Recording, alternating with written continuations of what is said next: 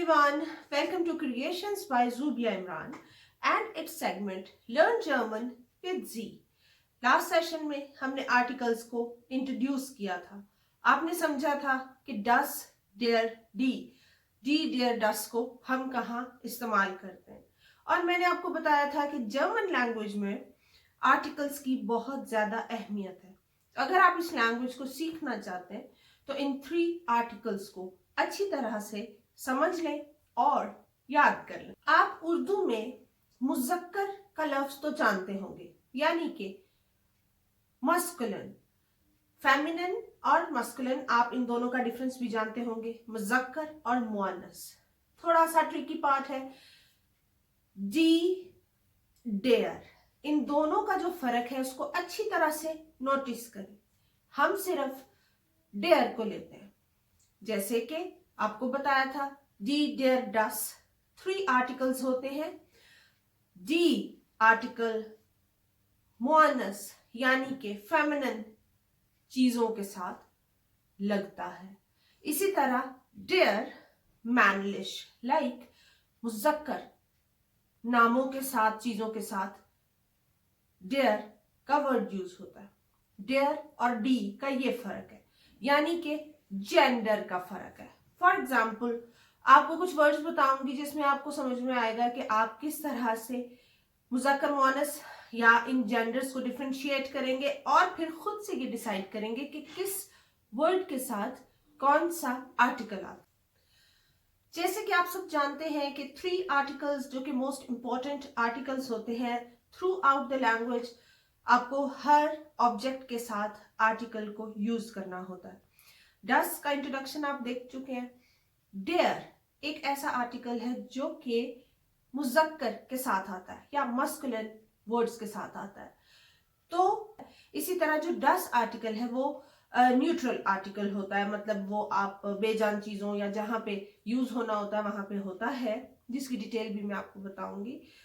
तो डस neutral article है, dare मैनलिश, like मुज़क्कर नामों के साथ डेयर आएगा।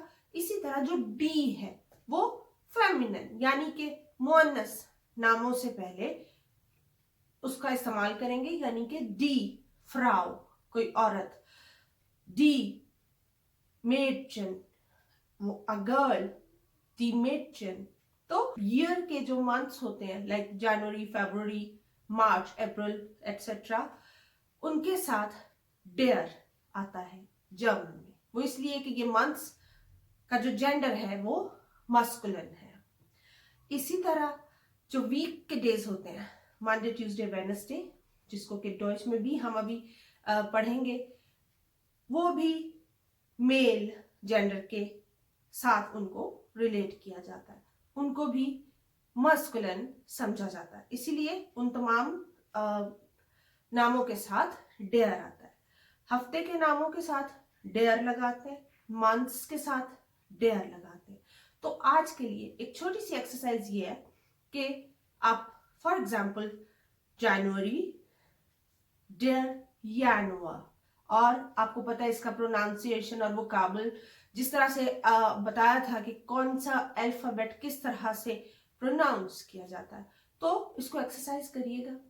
तमाम मंथ्स के नाम से पहले डेयर लगता है और वीक के डेज के पहले भी डेयर लगता है, क्योंकि ये मस्कुलिन केस में फॉल करते हैं।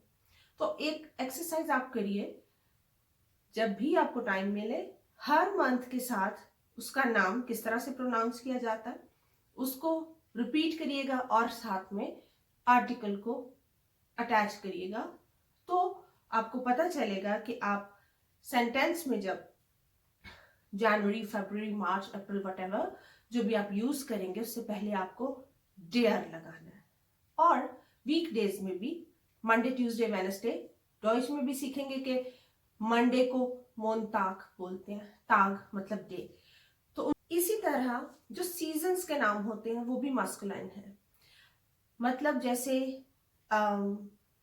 खिज़ां बहार, सर्दी गर्मी, जर्मन में जब उनको प्रोनाउंस करेंगे, फॉर एग्जाम्पल डेयर विंटर, विंटर को डेयर विंटर, समर को der Sommer।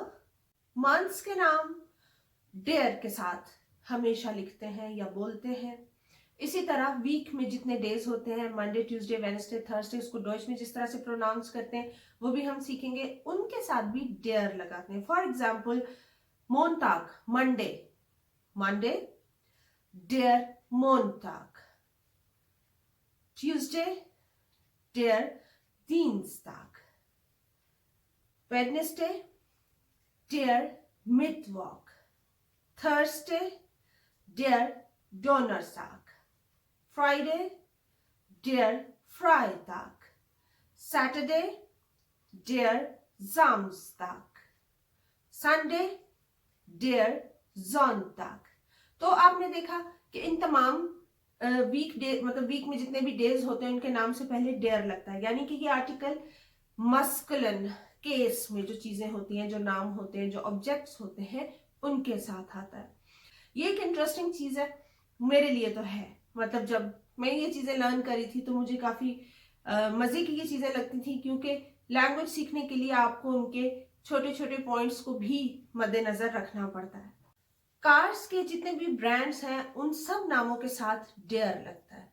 Like BMW, Audi, Ford, Mercedes etcetera, जितनी भी कार्स हैं उन सब के नामों के साथ डेयर मर्सिडीज, डेयर Audi, डेयर फोर्ड एक्सेट्रा। तो आप छोटी सी एक्सरसाइज करें और मेरा चैनल सब्सक्राइब करना ना भूलें।